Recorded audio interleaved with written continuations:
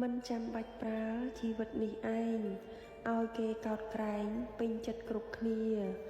ត្រឹមតែយើងប្រើមិនឲ្យមានពៀទានសិលភាវនាពេញចិត្តអាត្មាកុំចាំបាច់ខ្លាចអំណាចអនិច្ចំ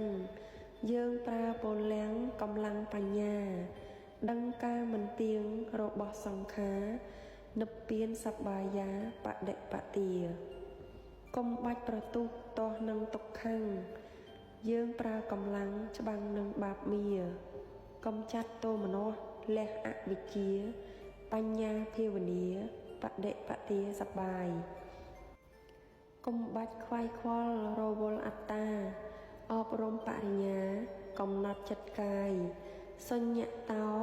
លោកកាំងបាបខ្មាំងខ្ចាត់ខ្ចាយបដិបទាសប្បាយឃ្លាតឆ្ងាយសត្រូវព្រោះការមិនទៀងទៅយើងសង្ឃឹមដួងចិត្តញញឹមសង្ឃឹមទឹកដៅសង្ខារមិនទៀងមានការអស់ទៅដំណើរផ្លូវត្រូវមិននៅអាល័យមើលព្រះអាទិត្យឲ្យចិត្តគិតស្ងប់រះភ្លឺហើយយប់បញ្ចប់មួយថ្ងៃយើងមិនប្រកាន់ក្នុងកិច្ចប្រឡ័យកិច្ចក្នុងភព3ដូចថ្ងៃហើយយប់